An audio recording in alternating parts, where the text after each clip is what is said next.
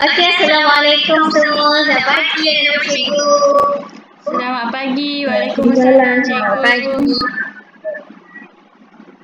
Selamat pagi semua. Semua dah ready ke untuk kelas hari ini? Ready, cikgu?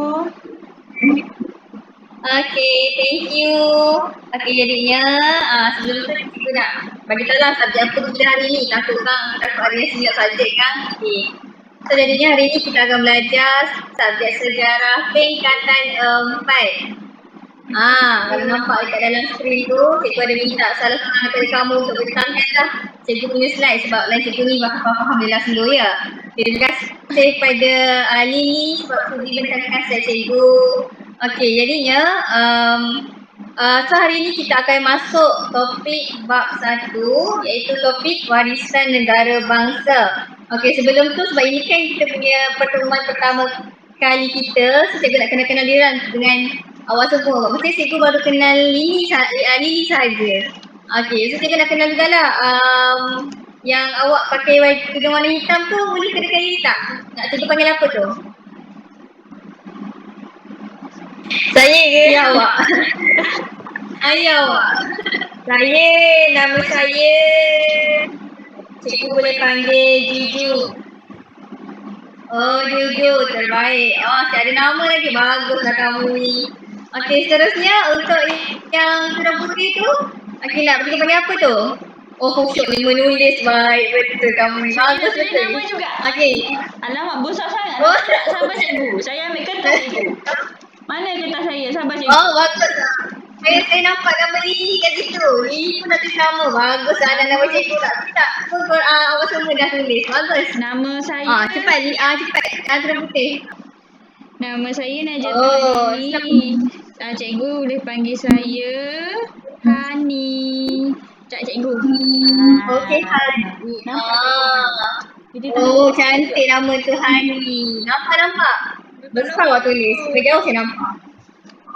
Okey. Okey, jadinya awak semua dah perkenalkan diri kan. Jadinya cikgu nak memperkenalkan diri lah cikgu. Okey, jadinya awak semua boleh panggil cikgu D untuk lagi mesra. Ataupun nak mesej cikgu pun boleh. So awak lah, mana yang awak selesa. Okey, jadi selesai kita punya sesi perkenalan ringkas pada hari ini. Jadi sebelum kita mulakanlah kita punya kelas ni untuk mendapatkan keberkatan, jomlah kita baca doa belajar beramai-ramai. Ataupun mungkin seorang wakil boleh tolong bacakan kot. Ramai macam tak, ni kan selalu slow ke apa ke. Okey, so siapa nak jadi wakil baca doa? Hani ni. Baguslah. Okey, Hani. Boleh ke? Saya cuba ya. Bismillahirrahmanirrahim. Allahumma aftah alaina rahmataka wa anshur alaina min khazaini rahmatika ya arhamar rahimin. Rabbi shrah li sadri wa yassir li amri wahlul 'uqdatam min lisani yafqahu qawli. Rabbana atina fid dunya hasanah wa fil akhirati hasanah wa qina adzabannar. Wa sallallahu ala sayyidina Muhammad wa ala alihi wa sahbihi wa sallam. Walhamdulillahi rabbil alamin. Amin. Amin. Baca doa yang begitu baik sekali ya Hani. Bagus kamu ni. Okey, baiklah. Selesai baca doa. Jadinya tanpa memberikan masa kita masuklah kepada topik pembelajaran kita pada hari ini iaitu topik warisan negara bangsa. Okey, sebelum kita masuk lebih dalam mengenai topik hari ini, cikgu nak macam nak bagi tahu dulu peraturan yang awak semua kena ikutlah dalam kelas cikgu ni. Jadinya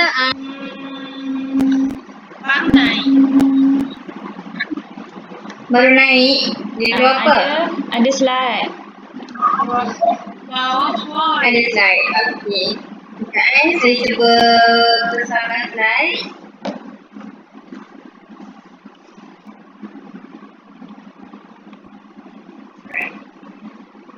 Okey, sekarang dah besar ke? Dah.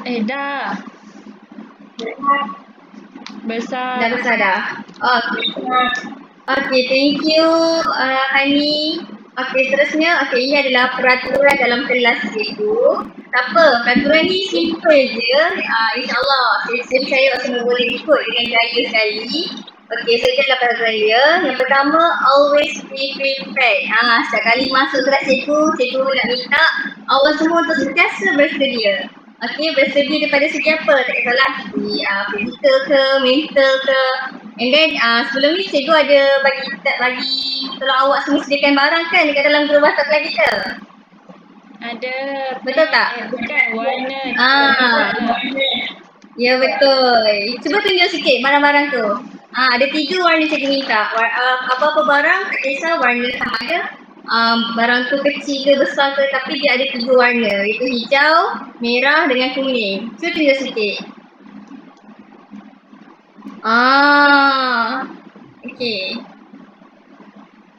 Thank you. Ada sticky notes, ada yang pen. Lily, cikgu tak nampak awak punya barang.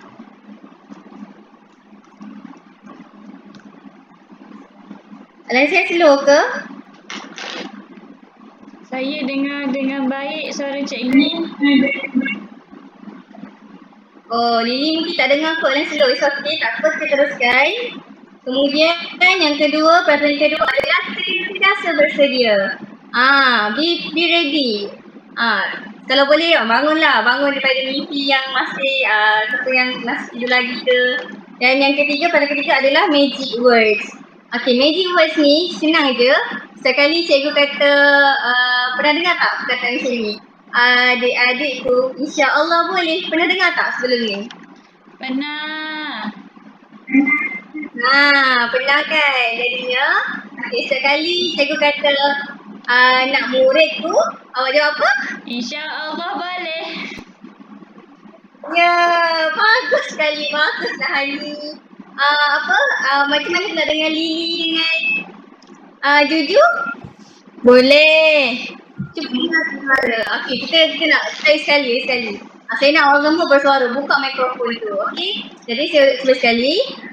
Nak murid tu. InsyaAllah boleh. Alhamdulillah. Terima kasih.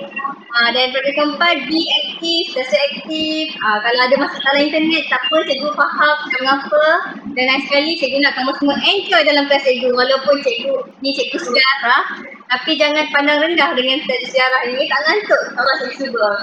Baiklah, lepas tu kita masuk. Biasanya kita masuk dulu kepada hasil pembelajaran.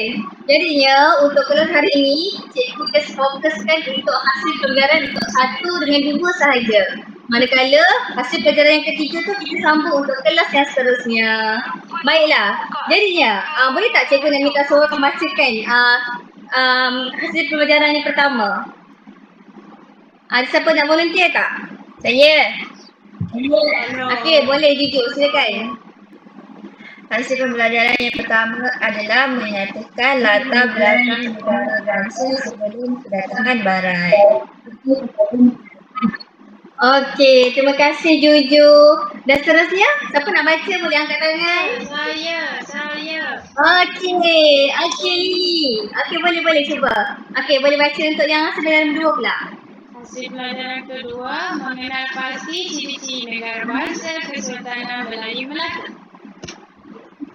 Okey, thank you Lily. Okey, jadinya yang pertama tadi Juju ada kata hasil yang pertama adalah menyatakan latar belakang negara bangsa sebelum kedatangan barat. Manakala hasil pembelajaran yang kedua adalah untuk kenal pasti ciri-ciri negara bangsa Kesultanan Melayu Melaka. Jadi dua itulah yang kita akan cuba untuk cover untuk pada pagi ni lah. Okey, jadinya selesai untuk hasil pembelajaran dan kita akan masuk kepada apa yang akan dipelajari. Yang ni secara ringkas ni lah.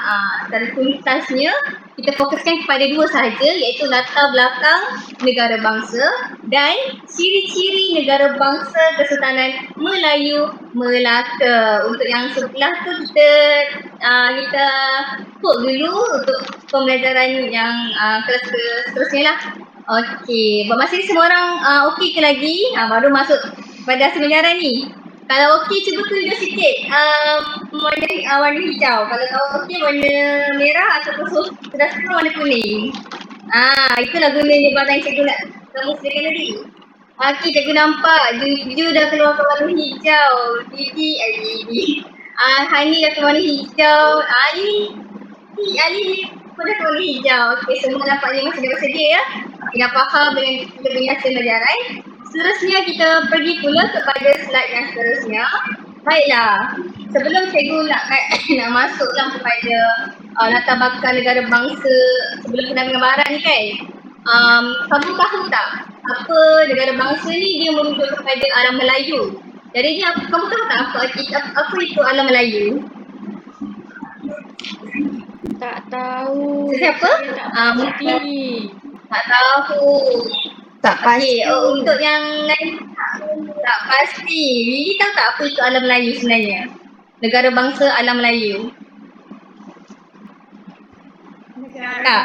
Alam Melayu kalau Aha. negara bangsa ni dia melibatkan raja-raja yang tak tahu lah.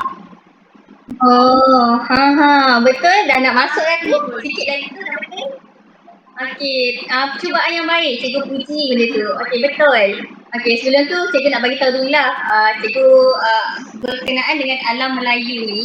Sekarang ni kita nak belajar, nak masuk dulu latar belakang pembentukan negara bangsa daripada alam Melayu. Okey, alam Melayu ni jangan keliru alam Melayu dengan tanah Melayu. Sebab dua-dua ni dia berbeza, dia tak sama sebenarnya. Alam Melayu ni dia lebih kurang kepada orang kata macam negara yang baru betul-betul nak membangun. Maksudnya macam taraf macam kecil-kecil lagi. Dia tak berkembang lagi, dia baru nak membentuk satu negara bangsa. Jadinya alam Melayu ni dia dibentuk oleh beberapa kerajaan lah. Kalau kalian pernah dengar daripada suatu kata tingkatan 4 kan. Maksudnya tingkatan 1 dengan sampai tingkatan 3 sebenarnya mungkin kalian pernah dengar mengenai kerajaan Majapahit, kerajaan Sriwijaya, kerajaan Champa, Funan semua tu. So itu lebih kurang macam anak-anak kepada kerajaan alam Melayu. Alam Melayu tu besar. Okey, alam Melayu besar. Terus ada anak-anak dia. Ada kerajaan Sriwijaya, Champa. Faham tak setakat ni? Faham. Cikgu nampak Hani mengangguk-angguk. Tanda faham itu kan.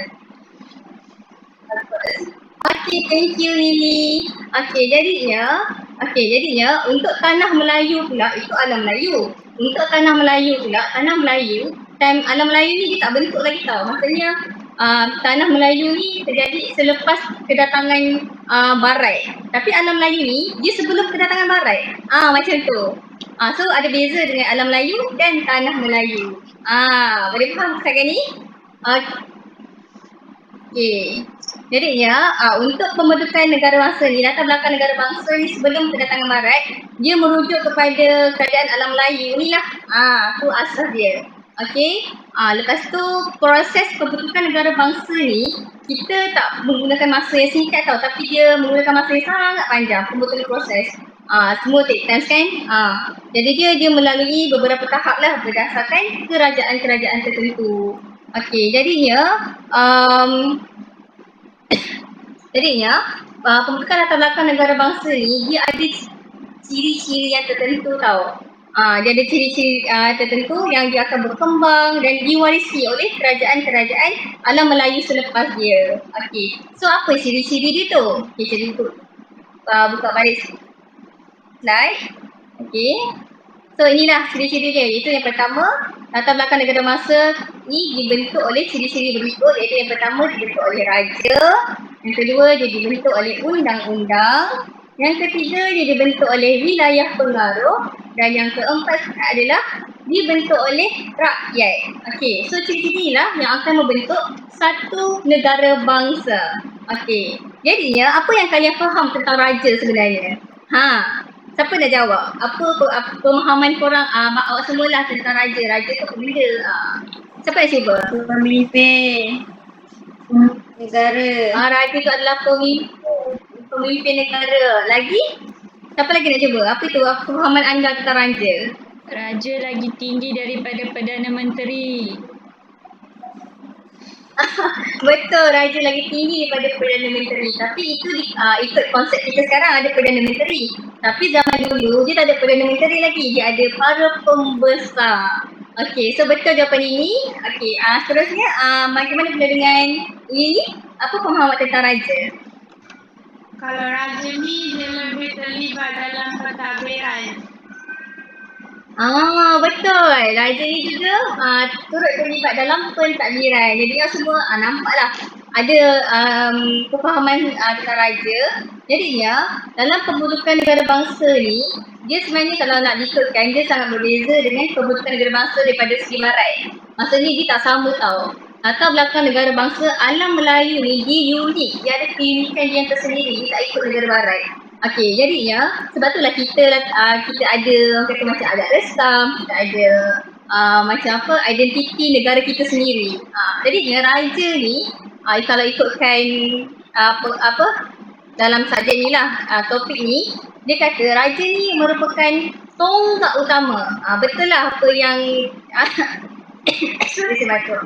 Betul lah apa yang tadi Jujur tahu. Okay, raja ni dia kata macam tonggak utama lah yang paling atas. Lepas tu kedudukan raja ni dia juga diperkukuhkan dengan adanya sistem pentadbiran. Betul apa yang dicakap tadi.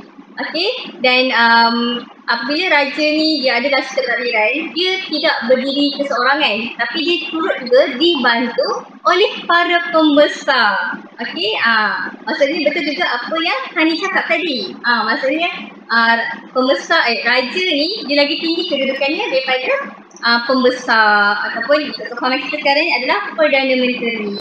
Jadinya raja ni konsep dia ni memperoleh ketaatan daripada siapa?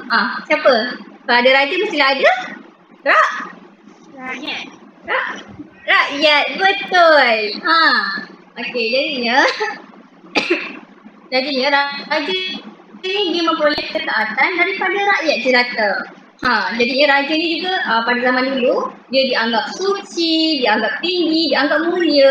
Okey, kalau ikut zaman dulu lah. Zaman dulu kan kata macam diorang punya kepercayaan tu kuat sangat dengan dewa-dewi. Contoh dia kan macam Raja Champa tu dia dianggap sebagai pemerintah yang suci dan dikaitkan dengan Dewa Siva.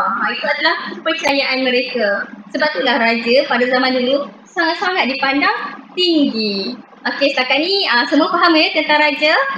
Faham? Cuba tunjukkan warna hijau. Sekejap, saya nak tengok awak semua. Saya tak nampak lagi. Sekejap ya. Okey, cuba tunjukkan warna hijau. Tak nampak. Sekejap. Okey, dah ada tunjuk. Tahniah, thank you. Okey, setakat ni faham kan? Kita bahasa simple je, sejarah ni tak susah sebenarnya. Jangan block mindset kita yang kata sejarah ni bosan. Tak, sejarah ni seronok sebenarnya kalau kita faham. Okey, seterusnya kita selesai pula kepada raja. Sekarang kita pula kepada undang-undang. Baiklah, undang-undang. Apa jawapan? Okey. Okey, apa awak rasakan? Saya nak tanya. Apa yang awak rasa apa itu masuk undang-undang? Kenapa undang-undang ni dikeluarkan? Apa fungsi undang-undang yang sebenarnya? Okey, siapa nak cuba jawab? Undang-undang ni peraturan. Okey, undang-undang ni peraturan. Lagi? Apa lagi fungsi undang-undang ni? Kalau macam diperaturi oleh rakyat. kalau langgar undang-undang tu Betul. macam saya tak tahulah jenayah ke tapi kena ada hukuman lah. Kalau tak jenayah tapi kalau langgar undang-undang jadi kena hukuman lah, kena denda macam bukanlah tak ada betul. contoh macam sekarang. Sebab kita belajar sejarah kan. Betul. Kita mengambil tu. Okey, jadinya betul lah apa yang Hani bagi tahu dengan Lily bagi tahu, undang-undang ni dia lebih kepada macam peraturan yang kita rakyat ni kena ikut. Jadinya dalam pembentukan negara bangsa ni penting adanya undang-undang supaya sesuatu sistem pentadbiran ni berada dalam keadaan yang terkawal. Jadinya fungsi undang-undang dekat sini adalah untuk kesejahteraan. Untuk kesejahteraan kehidupan masyarakat berada dalam keadaan terkawal, tak ada kes jenayah, tak ada kes perompak ke kecurian yang berlaku dekat dalam satu negara bangsa tu. Selain itu, undang-undang juga dia terpakailah dekat seluruh apa tahu? Seluruh wilayah pengaruh dan menjadi panduan dan jadi panduan lah dalam sesuatu pentadbiran. So pentingnya undang-undang ni dalam membentuk satu negara bangsa yang kata yang stabil, yang teruruslah macam tu. Okey, seterusnya kita pergi pula kepada wilayah pengaruh. Okey, jadinya dalam wilayah pengaruh ni pula, wilayah pengaruh ni senang kata dia macam bukan kawasan yang rakyat itu dia menerima dan memperakui pemerintahan seorang raja. Maksudnya contohnya macam kita dekat Malaysia ni, kita ada sultan betul tak? Kita ada sultan yang di-Pertuan Agong Malaysia kan. Jadinya kita maksudnya konsep kita negara Malaysia ni, kita akan patuh pada pemerintahan sultan kita. Sultan apa nama dia? Siapa tahu? Ada siapa nak cuba? Okey, tak apa, saya faham. Okey, jadinya sultan? Macam pernah dengar nama sultan Malaysia sekarang ni kan? Alah, cikgu bagi clue. Saya tahu sekarang anak faham. dia je. Sebab Ya? dia selesa. Okey, percubaan yang bagus. Sultan dia nama saya tak pasti lah pula nama penuh dia apa, tapi orang panggil Taim Tengku. Okey, Tengku Taim. Okey, tapi tak apa. Saya cikgu jawablah soalan tersebut. Okey, tak apa. Percubaan yang bagus. Cikgu, Jadinya sultan Malaysia sekarang ni. Saya jumpa dah nama dia. Ya, sila. Nama dia Ke Bawah Duli Yang Maha Mulia Seri Paduka Baginda yang di-Pertuan Agong keberapa entah saya tak tahu, Sultan Abdullah Riayatuddin Al-Mustafa Billah Shah Ibni Almarhum Sultan Haji Ahmad Shah Al-Mustain Billah. Betul. Masya Allah, begitu lengkap sekali. Betul ni. Thank you Hani. Okey, itulah nama sultan kita. Jadinya kalau ikut konsep sekarang ni itu sultan Malaysia kan, maksudnya kita dalam 14 negeri ni semua ikut apa pemerintahan sultan, betul tak?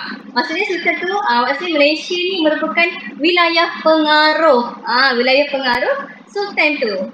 Okey. Faham setakat ni? So maksudnya kita ni menerima dan mempengaruhi lah pemerintahan sultan kita. Macam yang kita kata tadi lah. Sultan Abdullah Riayatuddin Al-Mustafa Billah Shah.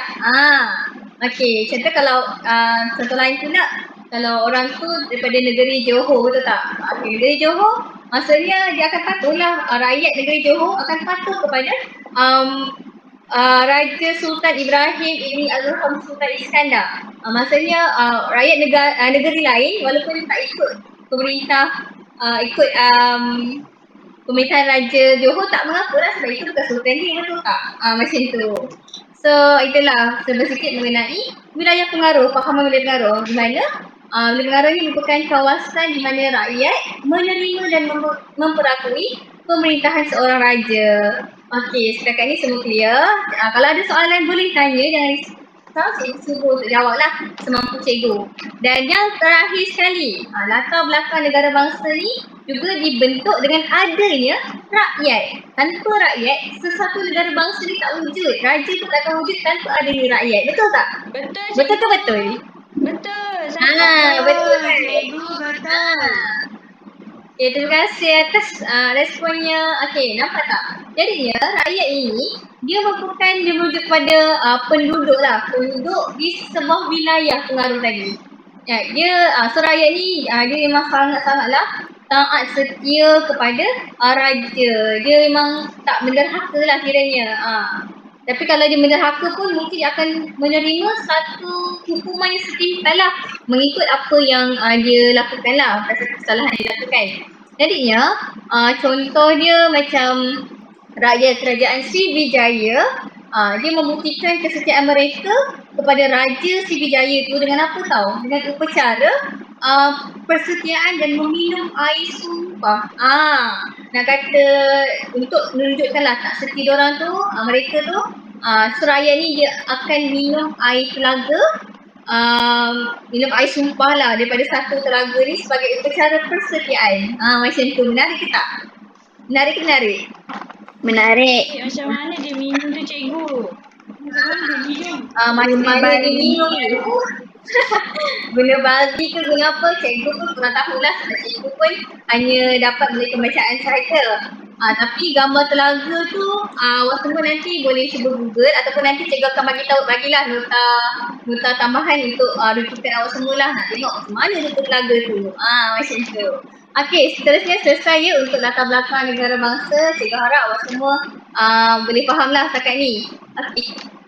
Jadi untuk pembelajaran untuk topik ni satu topik pertama tau. Kita dah cover habis untuk satu topik pertama. Jadi lebih tak cikgu nak ulang balik. Cikgu nak seorang volunteer untuk bagi tahu balik apa ciri-ciri latar belakang negara bangsa yang ada 4 tu. Okay, cikgu betul lah nak cuba. Okey, boleh tak? Siapa nak cuba? Boleh angkat tangan tak cikgu tak nampak. Okey, silakan. Bagi tahu apa yang 4 latar belakang tu. Pertama, raja. Okey, yang kedua undang-undang. betul. Dan yang ketiga? Wilayah pengaruh. Dan terakhir sekali. Keempat, rakyat. Ya, betul.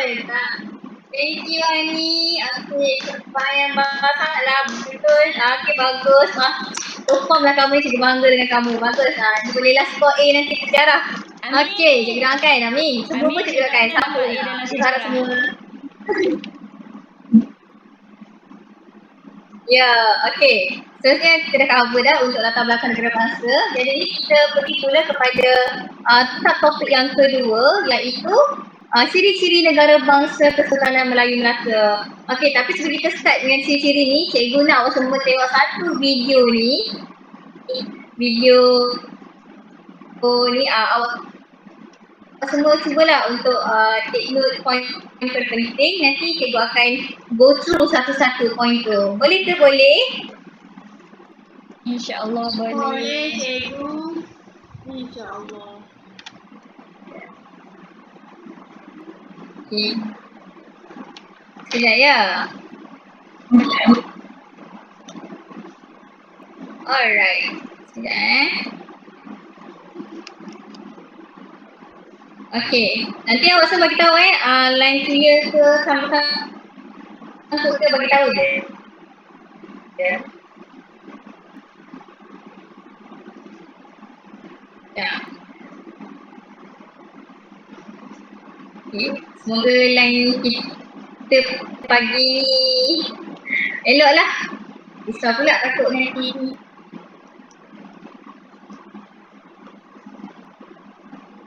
Sebentar tu cikgu nak charge dulu. Ni laptop.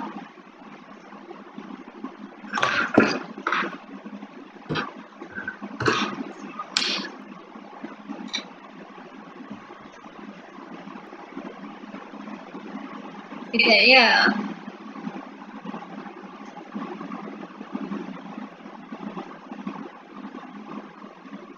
Ni.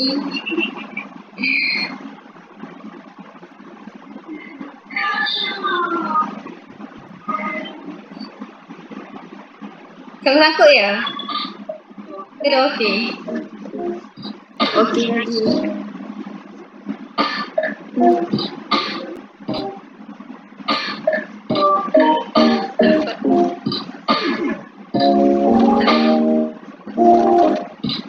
Tak apa, boleh cikgu.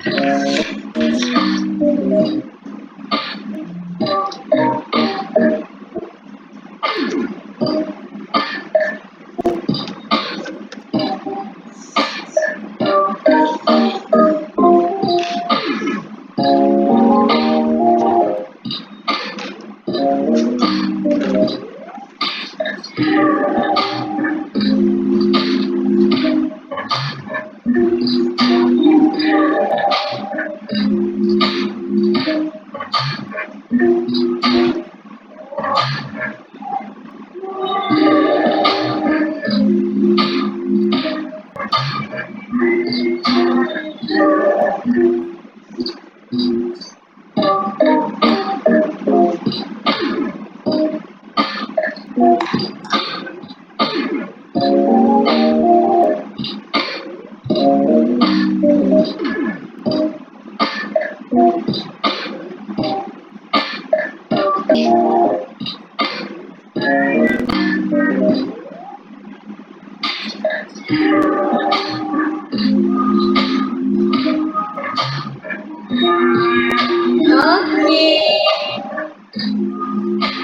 Ya.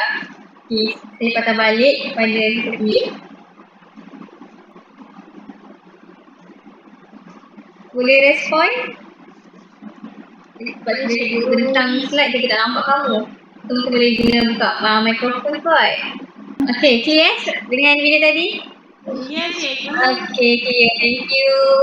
Okey, jadinya maaf cikgu punya line perlahan ni. Biasalah. PDR kan jauh sikit. Okey, so jadinya terima kasih kepada yang respon, terima hargai. Okey, jadinya itulah sikit sebanyak mengenai subtopik kedua kita pada hari ini. Kita nak masuk yang kedua dah. Iaitu apa benda?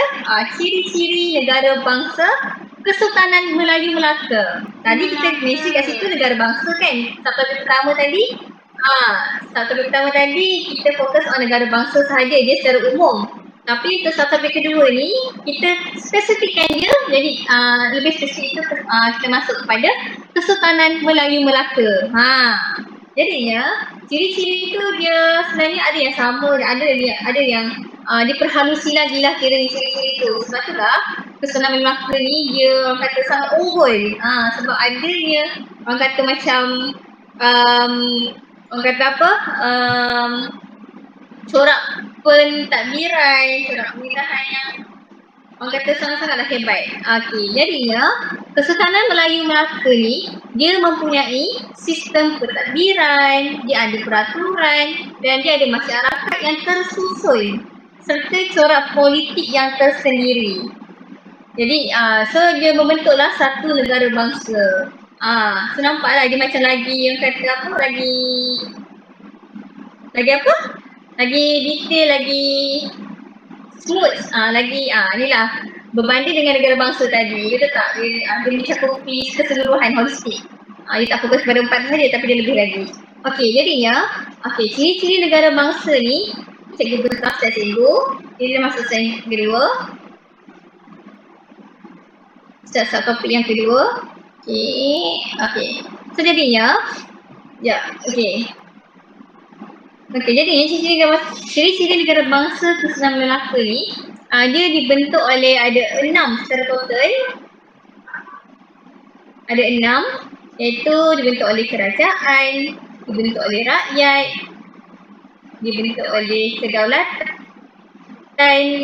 wilayah pengaruh serta undang-undang dan juga lambang kebesaran. Baiklah, kita go through satu-satu. Okey, jadinya kalau seperasan lah, ada yang repetition kan. Kalau tadi kat latar-latar negara bangsa dah ada mention dah, ada rakyat, dah ada mention dah tadi sebelum pasal undang-undang. Tapi kali ni kita fokuskan je, tapi dia lebih spesifik. Okey, jadinya untuk kerajaan, so Kesultanan Melayu Melaka ni, kerajaan Kesultanan Melayu Melaka ni dia muncul disebabkan adanya raja. Disebabkan adanya kewujudan raja, jadi muncullah satu kerajaan bangsa Kesultanan Melayu Melaka.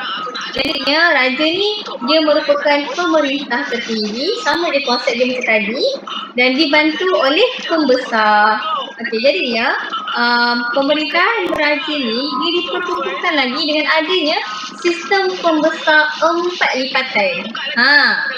So mesti tahu kan apa itu pembesar 4 lipatan? Kita go through satu-satu nanti, okey?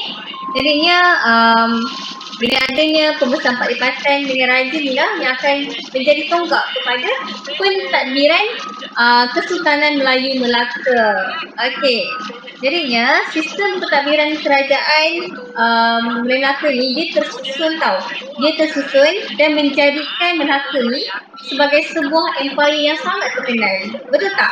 Pernah kan kita dengar sebenarnya ni KMM ni ataupun Kesultanan Melaka ni memang sangat terkenal dengan sistem pentadbiran dia. Betul tak?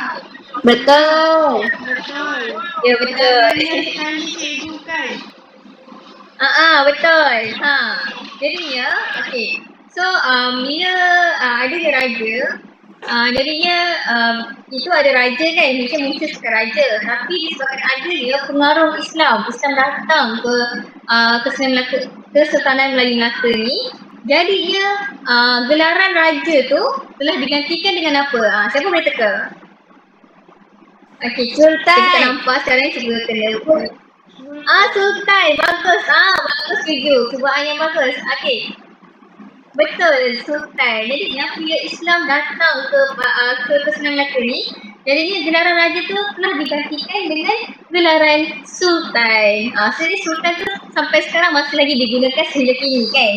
Okey. Itu adalah sedikitlah mengenai ciri-ciri negara bangsa daripada segi kerajaan. Selanjutnya kita pergi pula kepada ciri-ciri negara bangsa yang kedua, iaitu rakyat. Okey, konsep rakyat sama juga macam tadi, tak ada beza dengan latar belakang negara bangsa. Konsep dia sama, iaitu rakyat ni dia memang menumpahkan taat setia dia kepada Sultan Melaka.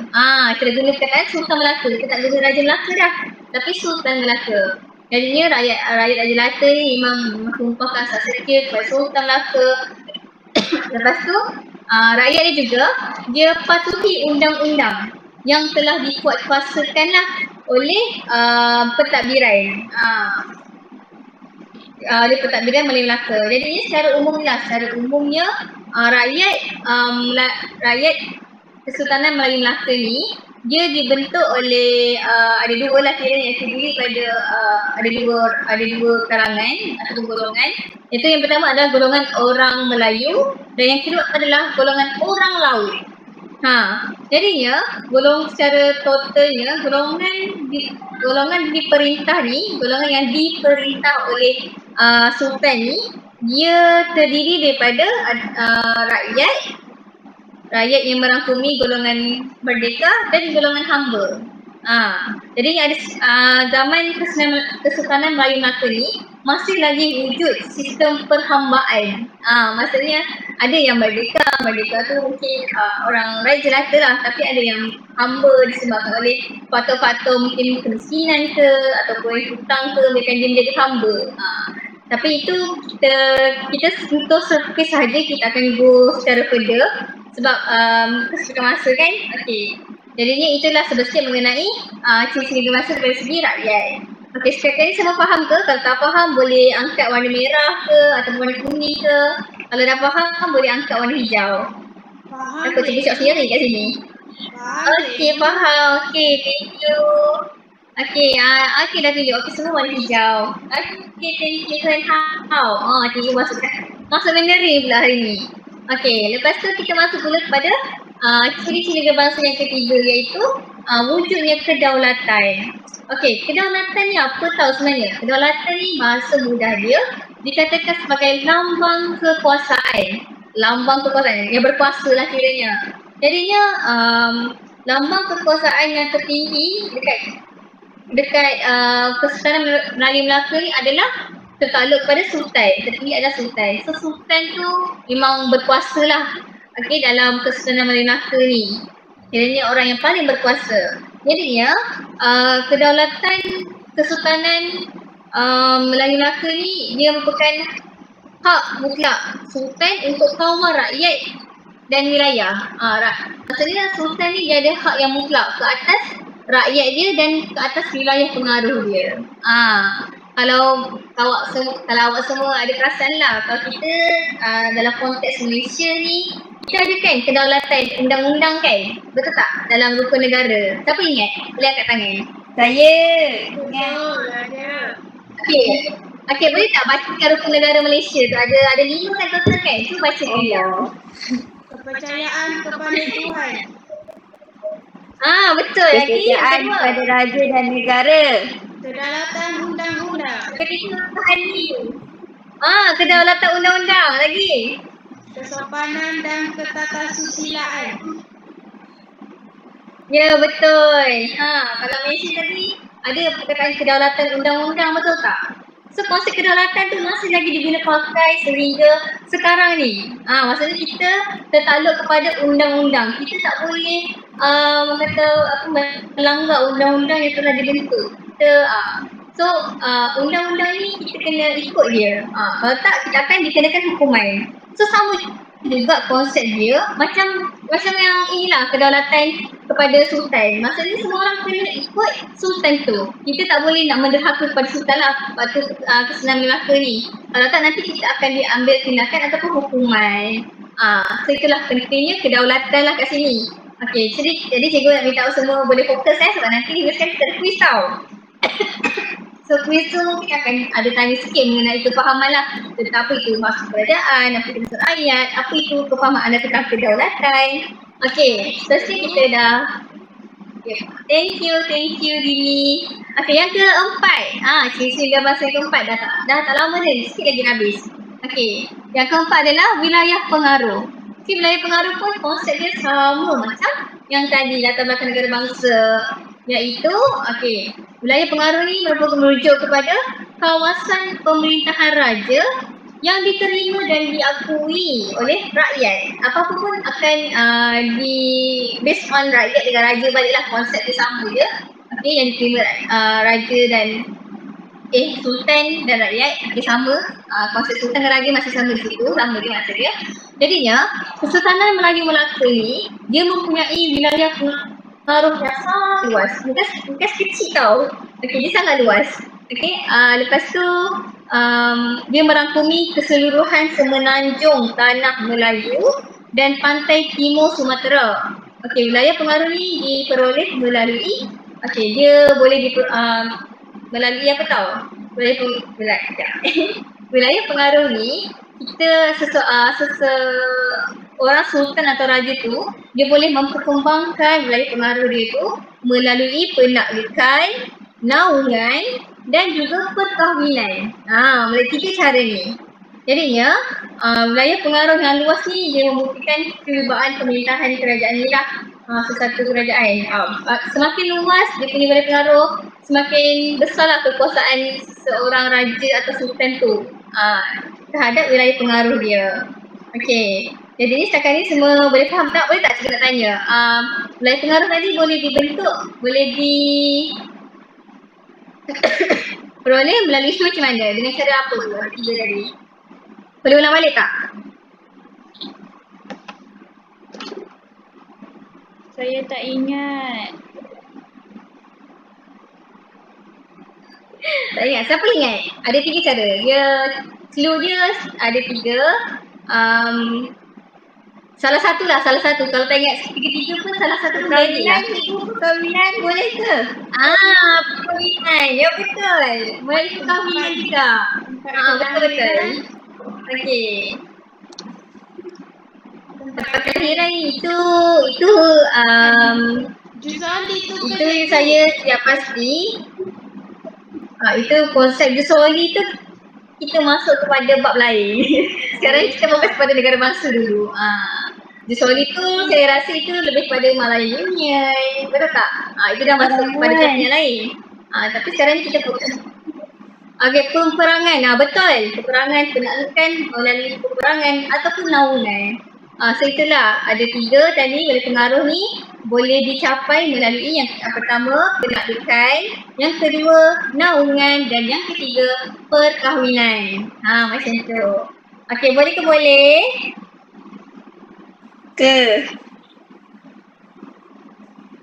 Boleh. Apa ke? Tak ada apa-apa. Baguslah. Cikgu ni okey lagi ke tak apa? Ngantuk dah. Okey ke? Cikgu nak semua gerak-gerak pada series. Gerak-gerak asyik pada Saya dah sampai Ganggu relax.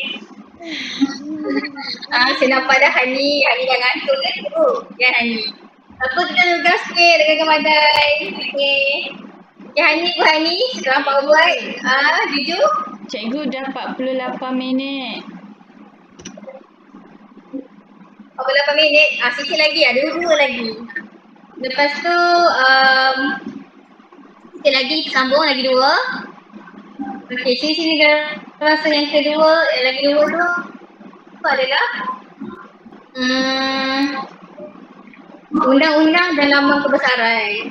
Baiklah, undang-undang pun sama konsep dia tadi, tapi undang-undang tadi tu dia secara umum kan. Tapi untuk Kesultanan Melayu Melaka ni, dia dirigidkan lagi. Dia dikecilkan lagi skop dia, iaitu dalam Kesultanan Melayu Melaka ni, terdapat dua undang-undang utama yang bertulis pada zaman Kesultanan Melayu Melaka.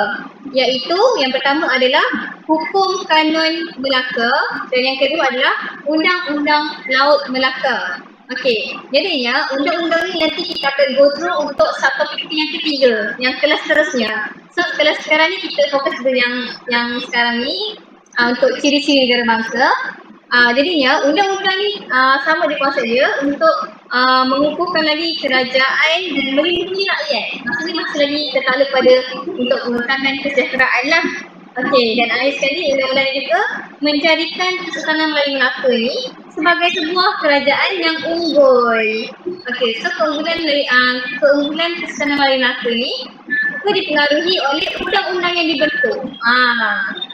Jadi ya seterusnya undang-undang akhir sekali lah. Sehingga masa yang akhir sekali adalah lambang kebesaran. Lambang kebesaran ni dia merujuk kepada identiti sesebuah kerajaan. Okey, jadinya dia lambang kebesaran juga boleh dikatakan mempunyai keistimewaan lah kepada Sultan Melaka. Jadinya lambang kebesaran ni dia boleh dijadikan sebagai simbol kedaulatan sultan yang memerintah lah. Okey, nak tunjukkan kekuasaan raja tu, jadi adalah lambang kebesaran ni. Contoh lambang kebesaran yang awak tahu itu apa, Menda? Siapa jawab? Apa contoh-contoh lambang kebesaran yang awak pernah tahu lah? Pernah dengar ke sebelum ni di Bandar Raja? Okey, boleh cuba jawab. Moho. Okey, betul, Cak Moho. Lagi siapa nak cuba lagi? Tak tahu. Tak tahu. Okey, cikgu bagilah. Bagi itu. Kalau sekarang ni kita macam biasa dengar kan, lambang kebesaran tu boleh juga melibatkan warna. Warna apa agak-agak warna diraja yang awak semua tahu? Kuning. Tahu ni. Ya, betul, warna kuning. Betul, thank you. Okay, so kuning itu kata jadikan sebagai lambang kebesaran lah. Maksudnya waktu zaman Kesultanan Melaka dulu, maksudnya tak semua orang tak boleh pakai warna kuning yang sebenarnya. Rakyat memang tak boleh dan diharamkan lah kiranya untuk memakai sebarang warna yang merujuk pada warna kuning. Sebab itu memang hanya dikenali sebagai warna diraja. Hanya golongan raja sahaja yang boleh memakai baju warna kuning. Tak salah, baju ke, sabak cadar ke, tempat tidur mereka ke, semua warna kuning. Tapi rakyat tak boleh. Dan itu macam melanggar dan mencemarkan nama kebesaran raja macam tu. Okey, so itulah sebenarnya mengenai ciri-ciri negara bangsa Kesultanan Melaka. Tadinya ciri-ciri kita ada 4 kat sini. Yang pertama adalah kerajaan, rakyat, kedaulatan, wilayah pengaruh, undang-undang dan akhir sekali lah lambang kebesaran. Baiklah, jadi saya dah habis dah tulis topik pada hari ini, satu dan topik 2. Jadi kita nak masuk kuis sekarang ni. Okey, semua ready ke tak ni nak masuk kuis? Ready tak ready? Kalau ready, buat tangga. Buat tangga. Ready, okey. Okey, jom kita uji minda kita. Ready semua? Okey, jom kita masuk. Okey, so cikgu nak panggil random sahaja. Okey, so total ada 5 soalan sebenarnya. Tapi dalam ni, dia punya pelajar ada beberapa orang. Mungkin nanti boleh cubalah siapa nak jawab. Okey, jadi salah satu. Siapa nak cuba jawab? Itu boleh dia. Saya.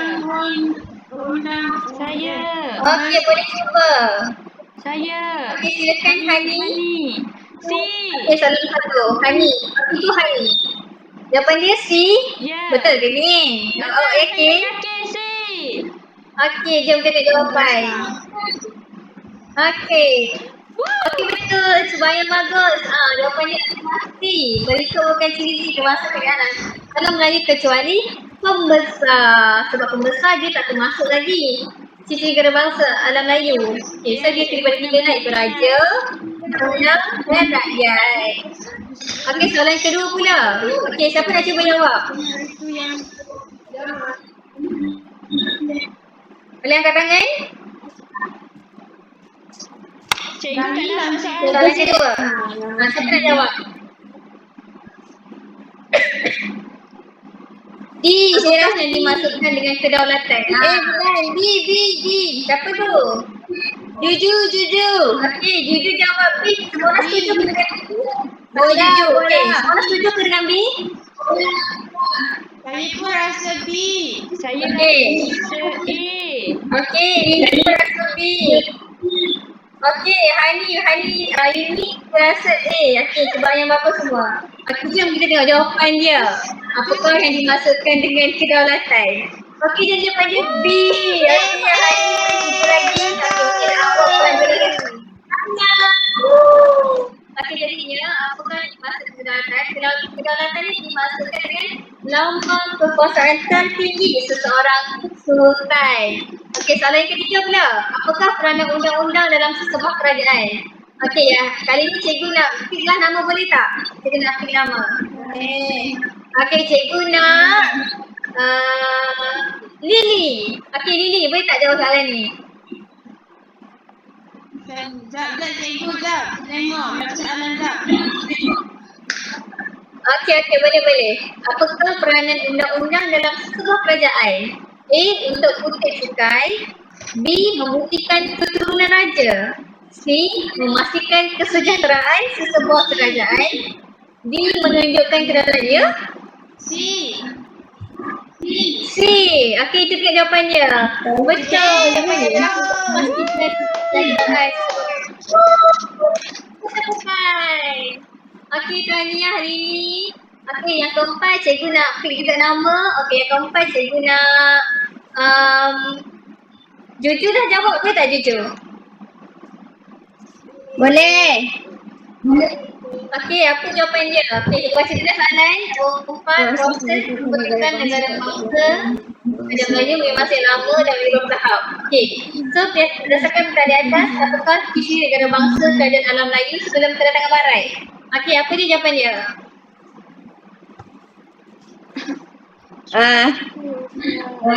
Wilayah pengaruh. Betul. Jawapannya B. Bila pengaruh. Tahniah. Juju semua jawab soalan dengan betul. Untuk mereka anda fokus. Tahniah. Terima kasih. Dan akhir sekali soalan yang terakhir, cikgu nak minta tolong Hani terjawab dengan soalan cikgu. Apakah yang dimaksudkan dengan lambang kebesaran? Tadi baru sebut. Alamak. Okey, jawapan Hani. Tadi hilang. Apa yang hilang tu? Cikgu, lambang kebesaran. Saya rasa A lah cikgu. Tak Lambang kebesaran. So jawapannya A. Jom kita tengok jawapan betul ke tak itu. Okey, Tahniah Hani jawab betul. Okey, jadinya bukan seronok lagi. Jadinya saya rasa okey. Ini dah terakhir. Bagi saya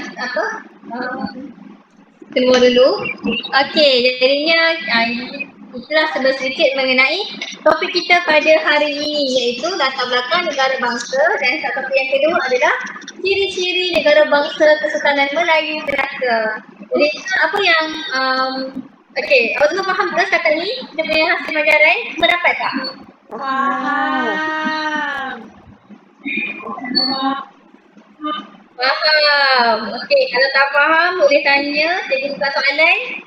Ada soalan tak setakat ni? Tak ada. Mudah nak okey, tak ada. Relax. No question. Okey, so maksudnya cikgu anggap tak ada soalan Tak ada soalan boleh ditanya. Kita akan cuba jawab. Okey, baiklah. Jadi saya rasa setakat ini saja kot kita punya kelas pada hari ini, dah nak habis masa dah ni. Okey, sebelum tu cikgu nak bagi nota poket. Nanti cikgu akan forward dekat dalam grup WhatsApp tau. Tengok nota poket ni. Dalam ni nota poket ni ada memang nota ringkas untuk semua study balik dah. Kita punya topik pada hari ini. Nampak ke setakat ni? Nampak tak apa yang cikgu present sekarang? Nampak.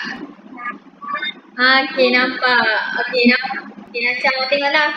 Dekat sini ada nota kaki, nota poket, apa yang sangat padat. Dia boleh study, harap dia boleh bantu awak lah untuk skor subjek sejarah ni bagi dapat A. Kita nak lawan kelas sebelah. Asyik kelas sebelah je dapat A banyak kan. Kita pun nak juga dapat A banyak, betul tak? Kita selalu dapat So nanti boleh study balik. Ya?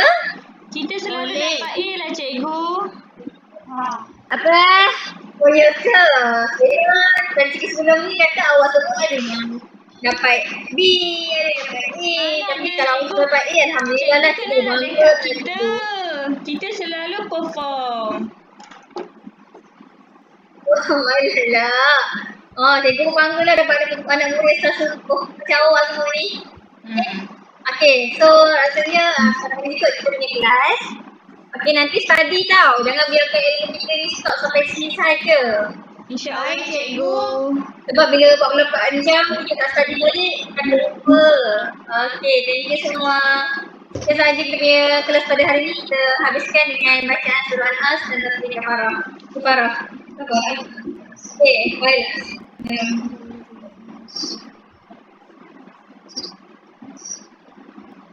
Amin ya rabbal alamin. Terima kasih semua sebab terima kasih cikgu. Minta maaf kalau silap ya. Terima kasih cikgu. Sama-sama. Jumpa next class. Assalamualaikum. Waalaikumsalam. Saya off.